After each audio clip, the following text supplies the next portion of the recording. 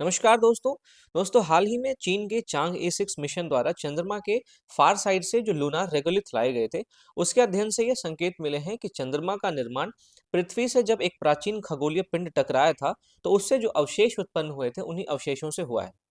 तो ये जो मिशन है ये हमारे एग्जाम पॉइंट ऑफ व्यू से बहुत इंपॉर्टेंट हो जाता है क्योंकि चंद्रमा के बारे में पता लगाने में इस मिशन का अपना बहुत ही ज़्यादा महत्व है। इससे पहले चीन ने चांग ई 4 मिशन को भी चंद्रमा पे भेजा था। तो ये चांग ई 4 और ई 6 मिशन जो है वो चंद्रमा से संबंधित हमारी जानकारी को बढ़ाने में बहुत ही ज़्यादा महत्वपूर्ण योगदान दे रहे हैं। तो ये जो मिशन है हमारे एग्जाम पॉइंट ऑफ व्यू से बहुत इंपॉर्टेंट हो जाता है। तो आज के सेशन में हम इस मिशन के बारे में बात करेंगे कि ये मिशन क्या है, इसके अलावा इस मिशन का क्या महत्व है, इस मिशन को किस उद्देश्य से भेजा गया था, और इसके अलावा हम बात करेंगे भारत के चंद्रमा से संबंधित मिशन के बारे में कि भारत के अभी तक कौन-कौन से चंद्रमा से संबंधित मिशन रहे हैं और जो अपकमिंग कौन-कौन से चंद्रमा से संबंधित मिशन है उन सब के बारे में बात करेंगे। इसके अलावा हम आज बात करेंगे जो चंद्रमा के फार साइड है और चंद्रमा का जो नियर साइड है, इन दोनों में हम बात करेंगे कि इन दोनों के बीच का क्या फ़र्क होता है। आखिर कैसे फार साइड और नियर साइड जो है एक दूसरे से बिल्कुल अलग हैं, जिसकी वजह से हाल के कुछ वर्षों में जो फार साइड है वहाँ पे एक्सप्लोरेशन काफ़ी बढ़ गया है। तो आई एम योर दोस्त Rahul Sharma and I welcome you all to Rahul Sharma education. सबसे पहले दोस्तों चांग ई मिशन के बारे में हम बात करते हैं। ये जो मिशन है ये चंद्रमा के फार साइड से नमूना लाने वाला पहला मानव का मिशन है। इसके अलावा चीन के चांग ई लूनार एक्सप्लोरेशन प्रोग्राम का ये जो मिशन है वो हिस्सा है और इसका जो नाम है वो चीन में जो चंद्र देवी जिनको चांग ई के नाम से जाना जाता है उसी के नाम पे रखा गया है। अगर हम इसके प्रक्षेपण और तकनीकी विवरण की बात करें तो इसके प्रक्षेपण की तिथि थी 3 मई 2024 और इसको लॉन्ग मार्च 5 रॉकेट के द्वारा प्रक्षेपित किया गया था और इसे हम दक्षिणी चीन के हाइनान प्रांत में जो वेनचांग स्पेस लॉन्च सेंटर है वहां से इसको लॉन्च किया गया था। अब इससे पहले कि हम इस मिशन के मुख्य घटकों के बारे में बात करें, हम सबसे पहले समझते हैं कि चंद्रमा का फार साइड और नियर साइड ये दोनों कैसे एक दूसरे से डिफरेंट है। देखिए, इनको हम अलग-अलग आधारों के माध्यम से समझने की कोशिश करेंगे। अगर हम पृथ्वी से दिखाई देने के आधार पे बात करें, तो पृथ्वी से सदैव आपको नियर साइड दिखाई देता है और लेकिन जो दूरस्थ साइड है, जो फार साइड है, वो आपको सीधे दिखाई नहीं देता है। इसका कारण ये है कि चंद्रमा का पृथ्वी के साथ सिंक्रोनस रोटेशन है। इसका मतलब ये है कि चंद्रमा जब अपने अक्ष पे गति करती है उसको घूर्णन कहते हैं और चंद्रमा जो पृथ्वी के चारों ओर गति करती है उसको हम परिक्रमण कहते हैं। तो चंद्रमा का जो घूर्णन काल है और चंद्रमा का जो परिक्रमण काल है ये लगभग बराबर है। इसकी वजह से हमेशा हमें चंद्रमा का एक ही साइड दिखाई पड़ता है जो कि नियर साइड होता है। हमें फार साइड जो है वो उतना ढंग से दिखाई सीधे-सीधे दिखाई नहीं देता है। अगर हम सूर्य के प्रकाश के संदर्भ में बात करें तो सूर्य का प्रकाश आपको नियर साइड पे नियमित रूप से मिलता है और सूर्य का प्रकाश आपको फार साइड पे भी नियमित रूप से मिलता है। आप अपने दिमाग में ये कंफ्यूजन पैदा ना करें कि फार साइड पे सूर्य का प्रकाश नहीं जाता। सूर्य का प्रकाश केवल चंद्रमा के जो ध्रुव हैं, ध्रुवों पे जो क्रेटर होते हैं, उन क्रेटरों में आप देखेंगे सूर्य का प्रकाश नहीं जाता। बाकी फार साइड पे भी सूर्य का प्रकाश जाता है और नियर साइड पे भी सूर्य का प्रकाश जाता है। अगर हम दिन रात चक्र की बात करें दोस्तों, तो 14 दिन का दिन होता है और 14 दिन की रात आपको नियर साइड पे देखने को मिलेगी और सेम चीज़ आपको फार साइड पे भी देखने को मिलेगी। अगर हम सतही संरचना की बात करें, तो जो नियर साइड है, वहाँ पे बड़े गहरे लूनर मारे पाए जाते हैं, इसको हम मारिया कहते हैं, ये पाए जाते हैं। लेकिन अगर हम फार साइड की बात करते हैं, तो यहाँ पे ये जो लूनार मारिया है, ये बहुत कम है, लेकिन जो फार साइड है, उसमें क्रेटर बहुत ज़्यादा है। आप इसको इस तस्वीर से समझ सकते हैं। ये आपका चंद्रमा का नियर साइड है, यहाँ पे आप देख सकते हैं और ये आपका फार साइड है। तो फार साइड में आपको कितने ज़्यादा क्रेटर्स दिखाई दे रहे हैं, ये आप समझ सकते हैं। इसीलिए फार साइड पे लैंडिंग करना बहुत मुश्किल होता है क्योंकि यहाँ पे क्रेटर इतने ज़्यादा हैं, सतह उतनी समतल नहीं है। ठीक है, तो हम बात कर रहे थे सतही संरचना के संदर्भ में नियर साइड और फार साइड के बारे में। अगर हम ज्वालामुखी गतिविधि के बारे में बात करें, तो आपको नियर साइड पे ज्वालामुखी गतिविधियाँ ज़्यादा पाई जाती है और फार साइड पे आप देखेंगे अपेक्षाकृत कम ज्वालामुखी गतिविधियाँ हैं। इसलिए फार साइड पे लैंडिंग करना ज़्यादा मुश्किल है, लेकिन वहाँ पे परीक्षण करना ज़्यादा आसान है क्योंकि ज्वालामुखीय गतिविधियाँ जो है, वो वहाँ पे कम है। इसके अलावा जो क्रस्ट की मोटाई होती है, वो नियर साइड पे पतली है और फार साइड पे मोटी है ना?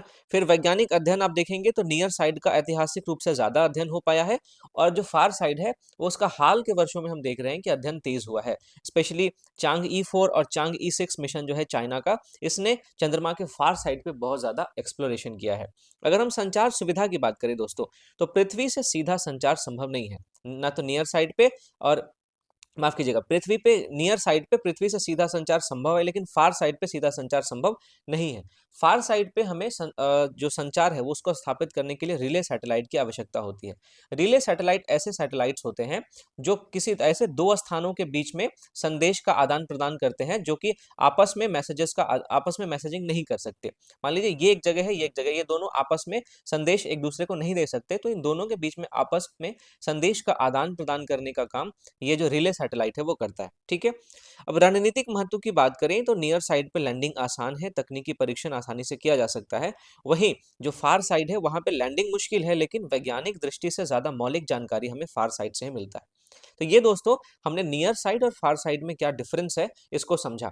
मैं उम्मीद करता हूं कि इस डिफरेंस को समझने के बाद अब जब मैं आपसे फार साइड पे जो ये चांग ई 6 मिशन उतरा है उसके बारे में जो बात करूंगा तो आप उसका कॉन्टेक्स्ट समझ पाएंगे। तो हम सबसे पहले बात करते हैं कि चांग ई 6 मिशन के प्रमुख घटक कौन कौन से हैं। इसमें आपको 4 प्रमुख मॉड्यूल देखने को मिलेगा। पहला है ऑर्बिटर, उसके बाद है लैंडर, फिर है एसेंडर यानी उत्थापक, और चौथा है रिटर्नर। यानी कि चांग ई 6 में जो सैंपल है उसको कलेक्ट करके वापस धरती पे लाए जाने का भी इसमें प्रोविजन है। इसके अलावा जो लैंडर और सैंपल में कलेक्शन तकनीक है उसमें अगर हम बात करें तो लैंडर पर कई सारे उपकरण लगे हैं। इसमें आपको माइक्रोवेव सेंसर देखने को मिलेगा, इसमें आपको लेजर सेंसर देखने को मिलेगा, ऑप्टिकल इमेजिंग सेंसर देखने को मिलेगा, जिसका उद्देश्य है दूरी और गति का मापन करना और जो सतह पर अवरोध हैं उन अवरोधों की पहचान करना। अगर हम नमूना संग्रह की विधियों की बात करें तो इसमें सबसे पहले ड्रिलिंग तकनीक का इस्तेमाल किया जाएगा, जो सब सरफेस नमूने लेके आएंगे, यानी चंद्रमा के सरफेस के अंदर के जो भाग हैं उसके नमूने लेके आएंगे।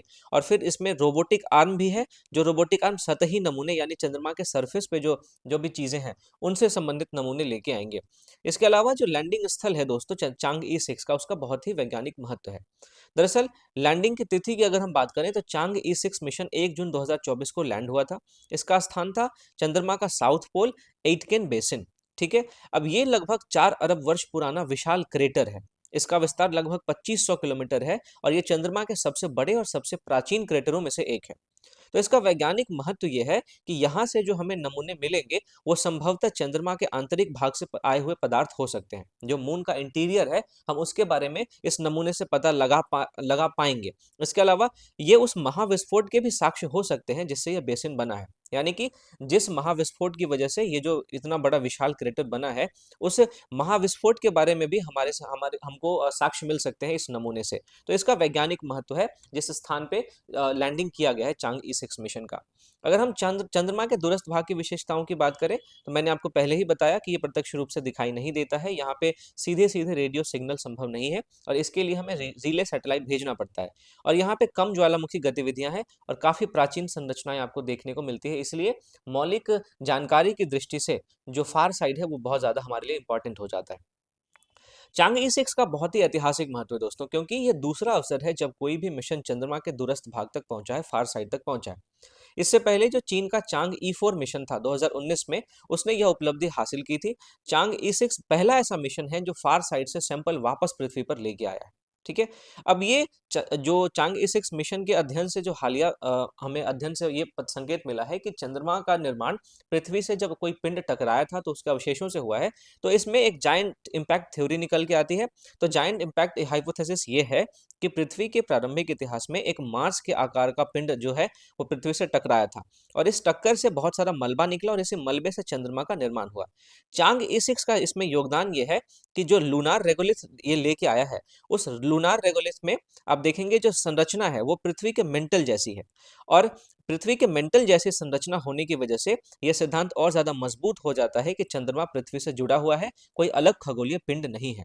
तो आप देखेंगे जो मेरा थंबनेल था उस पे आपने जो देखा कि क्या चंदा सच में मामा है, उसका रेफरेंस आपको यही है कि चंद्रमा पृथ्वी से जुड़ा हुआ है, कोई अलग खगोलीय पिंड नहीं है। और इस बात की पुष्टि जो है हालिया चांग ई 6 के द्वारा लाए गए नमूनों से होती है, जिसमें जो लूनार रेगोलिथ लाया गया उसकी संरचना पृथ्वी के मेंटल जैसी ही है। तो इस तरीके से दोस्तों हमने बात करी चांग ई 6 मिशन के बारे में। अब अगर इस डिस्कशन को हम बिना भारत के चंद्र मिशन के बारे में बात किए अगर खत्म कर देते हैं तो हमारी जो तैयारी है वो अधूरी रह जाएगी। तो अब हम दोस्तों बात करेंगे भारत के अलग अलग चंद्र मिशन के बारे में। देखिए, भारत का जो चंद्र कार्यक्रम है वो भारतीय अंतरिक्ष अनुसंधान संगठन यानी इसरो के द्वारा संचालित किया जाता है। और भारत के चंद्र कार्यक्रम का उद्देश्य है चंद्रमा की उत्पत्ति का पता लगाना, चंद्रमा की संरचना का पता लगाना, चंद्रमा पे कौन-कौन से खनिज संसाधन पाए जाते हैं, चंद्रमा पे जल उपलब्ध है या नहीं, साथ ही साथ भविष्य के मानव मिशन की तैयारी करना भी इस कार्यक्रम का उद्देश्य है। तो चंद्रमा के कौन-कौन से मिशन अभी तक रहे हैं, हम उसके बारे में बात करते हैं जो भारत के हैं। तो सबसे पहले आपको देखने को मिलेगा चंद्रयान 1। दरअसल 2008 में इस चंद्रयान 1 को प्रक्षेपित किया गया था और इसका प्रक्षेपण यान था PSLV C11। इसकी प्रकृति थी कि ये ऑर्बिटर मिशन था और ये 2008 से 2009 तक उसमें रहा था, काम कर रहा था। इसकी प्रमुख उपलब्धियों की बात करें तो इसने चंद्रमा की सतह पर जल के अणुओं की खोज की थी। इसके अलावा नासा ने जल के जो इसने जो जल की खोज की, उसकी पुष्टि नासा के द्वारा भी की गई, मून मिनरोलॉजी मैपर के द्वारा। इसके अलावा चंद्रमा की 3D मैपिंग का भी काम इस चंद्रयान 1 मिशन ने किया था। इसके बाद हम चंद्रयान 2 मिशन को देखते हैं, जिसको कि 2019 में प्रक्षेपित किया गया था और इसका प्रक्षेपण यान था GSLV मार्क 3। इसके घटक की बात करें तो इसमें ऑर्बिटर था, फिर इसमें विक्रम लैंडर था और प्रज्ञान रोवर था। अगर हम इसकी स्थिति की बात करें तो ये लैंडर सॉफ्ट लैंडिंग में विफल हो गया और ऑर्बिटर पूरी तरह सफल रहा, जो कि अभी भी हमको डेटा भेज रहा है। इसके प्रमुख योगदान की बात करें दोस्तों तो चंद्रमा के ध्रुवीय क्षेत्रों का उच्च रिजोल्यूशन अध्ययन इस मिशन ने किया था और चंद्रमा की जो सतह पे जो वाटर आइस मिलती है, जो वाटर आइस की संभावना है, उस पे बहुत ही ज़्यादा विस्तृत डेटा हमें इस मिशन ने प्रदान किया था। इसके अलावा चंद्रयान 3 मिशन को 2023 में प्रक्षेपित किया गया था और ये 23 अगस्त 2023 को लैंड भी कर गया था। इसका प्रक्षेपण यान LVM-3 था और इसके घटकों की बात करें दोस्तों तो इसमें विक्रम लैंडर था, प्रज्ञान रोवर था। इसमें ऑर्बिटर नहीं था, इसमें प्रोपल्शन मॉड्यूल का इस्तेमाल किया गया था। अब प्रोपल्शन मॉड्यूल क्या होता है, ये जब मैं आपसे साइंस टेक पढ़ाऊँगा तब मैं आपको बताऊँगा। अगर हम इस मिशन की ऐतिहासिक उपलब्धियों की बात करें तो चंद्रमा के दक्षिणी ध्रुव पर सॉफ्ट लैंडिंग करने वाला पहला देश भारत बन गया। इसके अलावा चंद्रमा पर सॉफ्ट लैंडिंग करने वाला चौथा देश भारत बना। इससे पहले अमेरिका, इससे पहले USSR और चाइना ने चंद्रमा पर सॉफ्ट लैंडिंग की है। अब इन दोनों में आप कंफ्यूज ना करें। चंद्रमा के दक्षिणी ध्रुव पर सॉफ्ट लैंडिंग करने वाला पहला देश भारत है और चंद्रमा पर सॉफ्ट लैंडिंग करने वाले पहले 3 और देश हैं और चंद्रमा पर चौथा देश ऐसा भारत बन गया है जिसने सॉफ्ट लैंडिंग की है।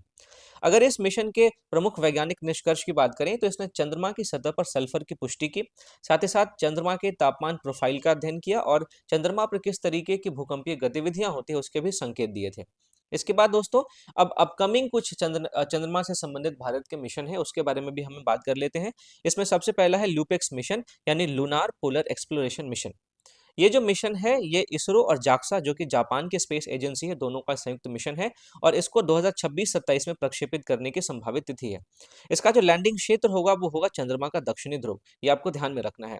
अब इस मिशन के उद्देश्य की बात करें तो चंद्रमा के ध्रुवीय क्षेत्र में जो वाटर आइस है उसकी खोज इसका उद्देश्य है, साथ ही साथ दीर्घकालिक रोवर का संचालन करना भी इस मिशन का उद्देश्य है। इस मिशन की विशेषताएं हैं जापान का लैंडर, भारत का भारी भरकम रोवर और ये बहुत ही ज़्यादा ठंडे क्षेत्रों में भी जाके एक्सप्लोर कर पाएगा, वहाँ पे जाके जो परीक्षण है वो सारे परीक्षण कर पाएगा। इसके अलावा चंद्रयान 4 जो है ये भी प्रस्तावित है, जो कि एक सैंपल रिटर्न मिशन है। जिस तरीके से चांग E4 ने चंद्रमा से सैंपल लेके वापस आया है, चांग E6 ने चंद्रमा से सैंपल वापस लाया है, उसी तरीके से हमने भी चंद्रमा से सैंपल रिटर्न मिशन को चंद्रयान 4 के माध्यम से प्रस्तावित किया है। इसकी संभावित विशेषताएं ये हैं कि ये चंद्रमा से नमूना पृथ्वी पर लाएगा और भारत का पहला लूनार सैंपल रिटर्न मिशन होगा। इसका महत्व बात करें तो ये चीन के चांग ए6 जैसा ही मिशन होगा और ये मिशन अगर सफल हो जाता है तो भारत भी एलीट स्पेस नेशंस की श्रेणी में अपने आप को स्थापित कर पाएगा। तो इस तरीके से दोस्तों हमने बात की चंद्रमा के अलग अलग देशों के मिशन के बारे में। सबसे पहले हमने चांग E6 मिशन के बारे में बात की कि किस तरीके से इस मिशन ने चंद्रमा की उत्पत्ति के संबंध में एक नई बात हमारे सामने रखी है। इस बात की पुष्टि की है कि चंद्रमा का निर्माण पृथ्वी से ही हुआ है, चंद्रमा कोई एक अलग खगोलीय पिंड नहीं है। फिर हमने भारत के चंद्रमा चंद्रमा से संबंधित मिशनों के बारे में बात की। हमने ये बात की कि किस तरीके से हमने अभी तक चंद्रयान 1, चंद्रयान 2 और चंद्रयान 3 के माध्यम से कुछ सफलता हासिल की है और आगे के जो हमारे मिशन है वो आपका लूपेक्स है और चंद्रयान 4 है ना? तो ये हमने बात की। तो दोस्तों ये आखिरकार हम चंद्रमा का जो अन्वेषण करते हैं उसका क्या महत्व है? तो इन सारे महत्वों को मद्देनज़र रखते हुए हम ये इस निष्कर्ष पे पहुँचते हैं कि चंद्रमा का जो अन्वेषण है वो पृथ्वी-चंद्रमा प्रणाली की उत्पत्ति को समझने के लिए, चंद्रमा पर जो वाटर आइस है उसकी खोज के लिए, चंद्रमा पर खनिज संसाधनों की खोज के लिए और भविष्य के मानव अंतरिक्ष अभियानों की तैयारी के लिए ये सारे के सारे जो चंद्रमा से एक्सप्लोरेशन के जो मिशन है वो बहुत ही महत्वपूर्ण है। ये सॉफ्ट लैंडिंग हो गया, रोबोटिक्स हो गया, डीप स्पेस तकनीक है, इन सबको मजबूत करेगा और देशों की वैज्ञानिक और रणनीतिक क्षमता को भी और ज़्यादा मजबूत करेगा। तो इस प्रकार जो चंद्रमा का अन्वेषण है वो मानवता के अंतरिक्ष भविष्य की दिशा में एक निर्णायक कदम साबित होगा। तो दोस्तों ये हमारी पूरी चर्चा रही। अब इस पूरी चर्चा के आधार पे आप इस एमसीक्यू को सॉल्व कर सकते हैं। इसमें आपको 3-4 स्टेटमेंट देखने को मिलेंगे। इन 4 स्टेटमेंट में से कौन-सा सही है आपको चुनना है। इसका एक्सप्लेनेशन आपको यहाँ पे मिल जाएगा। आप इसके पीडीएफ को पढ़ के आप इस क्वेश्चन को सॉल्व कर सकते हैं। पीडीएफ को डाउनलोड करने के लिए आपको मेरा टेलीग्राम चैनल ज्वाइन करना पड़ेगा, जिसका लिंक आपको डिस्क्रिप्शन में मिल जाएगा। टेलीग्राम चैनल का नाम है राहुल शर्मा करंट अफेयर्स। इसके अलावा दोस्तों जाने से पहले अगर आपको वीडियो पसंद आई हो तो लाइक ज़रूर करें। चैनल को आपने सब्सक्राइब नहीं किया है तो सब्सक्राइब ज़रूर करें और अपने दोस्तों में शेयर भी करें। मिलता हूँ अगले टॉपिक के साथ, तब तक के लिए थैंक